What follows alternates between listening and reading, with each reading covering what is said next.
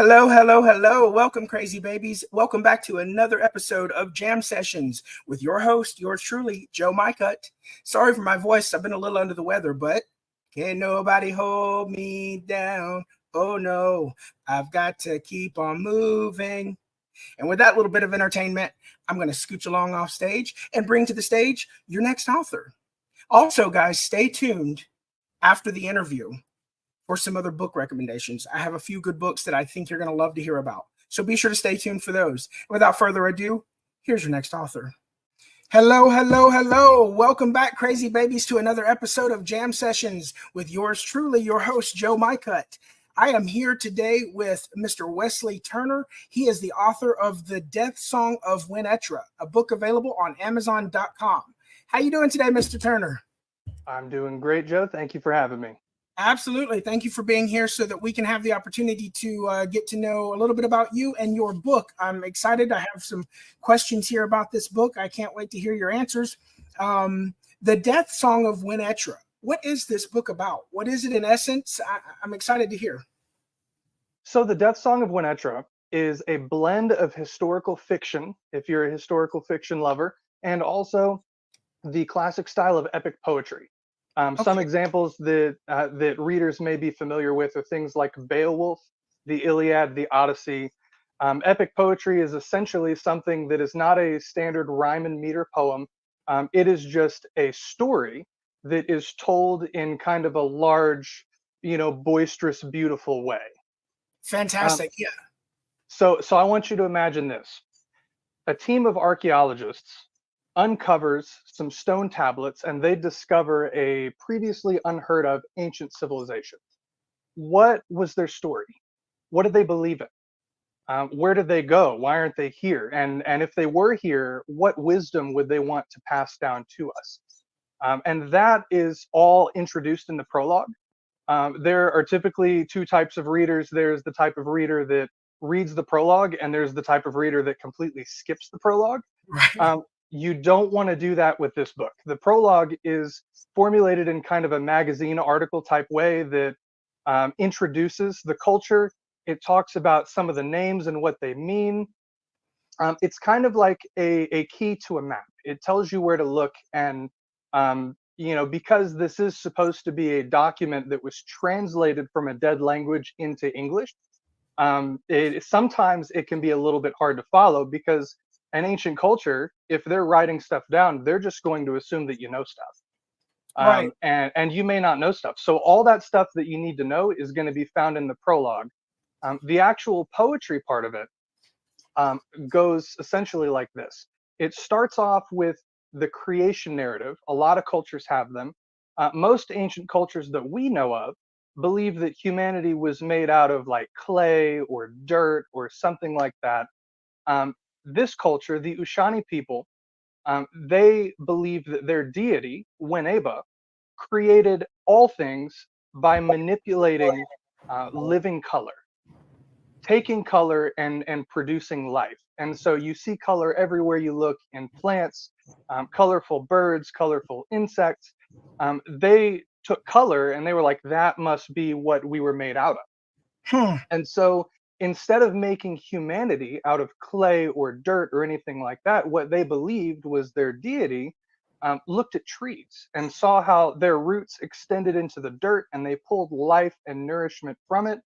And the deity wanted people who could pull their nourishment and life from him instead of anything else. He wanted to be their direct source of life, their direct source of satisfaction. So he breathes on them until their bark smooths into flesh. He nourishes them until they no longer have need of their roots, and they walk away as people. That's incredible. There's so many things there that, it's a fantasy type story that you've written, but it seems based in so many things that resonate with me as a being that exists. You refer to us as trees or compare us to trees, and I've always felt that we are an interconnected, massive, singular species that just lives as individuals. So it's like we have energetic roots, but I think that's such an interesting concept. And they say that the very key to life is movement itself. So the fact that you gave a tree movement, you allowed it the freedom to be uprooted and to be able to move. It seems to be attached to something on the grand scale of things. This sounds like a wonderful book. It sounds very exciting, and I'm all about like Beowulf and things like that. So I'm excited to get my hands on this book. Now, when it comes to the names, like the Yushani tribe or people, and Wen'etra and Wen'etra, are these beings and characters and names that you just created? And if so, what was the inspiration and where did you find these? I mean, they sound like real people. Like the Yushani tribe sounds like a real tribe of people. Where did you get the inspiration for that? Honestly, most of it was just playing around with different syllables and different letter combinations, and until I hit on something that sounded cool that I could build off of. I think the first name that I came up with was Wen'etra, which is the deity, and based on the work that I've done in kind of creating little bits of their language, I haven't gone, you know, full World of Pandora from Avatar and created my own language, but there are little bits that I've created. So the prefix Wen is connected to their word for color, and Aba is the word for father. So his name literally translates color father. And very cool. Wen'etra, following kind of that same line, you have the prefix of Wen once again, and Etra is the word for eat. So it literally translates, it eats color. And Wen'etra is this vengeful force. You might call it the angry spirit of the earth, who is awakened after the Ushani people, you know, kind of strip the earth of all of its goodness because they choose not to gain, you know, their life and satisfaction from their deity, but instead they chase after colors that were meant to nourish the world. I don't know if that's going to sound familiar to some people, but that's kind of what we're doing now. Yeah, And so this force is, you know, kind of taking revenge on humanity by ravaging it of all of its life, of all of its goodness. And so the only name that they would have known to call it is the thing that eats color. right. You know, as you're speaking, I'm getting so many influences here from Avatar, as you mentioned. Not only the Beowulf and the mythical stories that are out there, but even Moana. You know, even the spirit of Moana. So there's so many things here that are right up my alley of fascination. This sounds like an incredible book, and it sounds like you've really taken the time to create important details like the structure of the name Wen'etra and Wen'etra. That's so much. That's so intriguing right there in of itself. Now, I understand a small tidbit people may not know. Your wife is a part of this book project in a very special way. I take it she was responsible for the illustrations. Yes. So when I wrote this book, I started writing this book before I had even met my wife. And it took some time, but I started telling her about it and she thought it was really interesting. And after we got married, I thought it would be a really cool thing, since we're both artists, for her to contribute to this book as well and to have kind of a partnership thing going on. And so we talked through different scenes that we think it would be cool to have illustrations for. You know, not just because it has illustrations doesn't mean that it has to be a children's book. Right. You know, think the original release of Charles Dickens' A Christmas Carol had, you know, he had illustrations professionally done for it. And so my wife did 5 illustrations for this book, 5 different scenes that we really wanted to see come to life, that I feel add a certain depth to the story that wasn't previously there.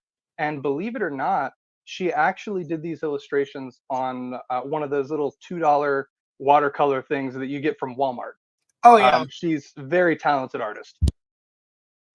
Oh yeah. I've learned. It's been my experience in the creation process that some of the greatest creations can come from many different unexpected resources. Now I'm propelled to ask. I would assume that the viewers and readers can expect these illustrations to be full of vivid colors. Am I right? Some of them, yes. Okay. Some of them no, because remember, you have this vengeful force that is going throughout the earth devouring color, and so there are certain illustrations where it's very dark, it's very gray, it's very gloomy. The most colorful out of all the illustrations that you're going to see is the one of the creation story. uh, my wife did an incredible job capturing what it could have been like to see trees in the active process of morphing into human beings. Wow. And in the background, you see things like wildflower fields. You see fish, made of little strands of color that are flopping in the water. And it's my favorite one. Wow. Well, I mean, I would venture to say this is going to be huge. This sounds like something that can create an entire fan base. I mean, the spirituality of it, but the fun of it as well. It sounds like you've really captured a great approach here.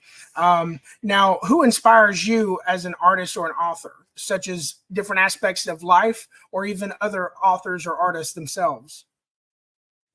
When it comes to creativity, I'm very much spurred on by things that I really think are beautiful, things that I think are well done.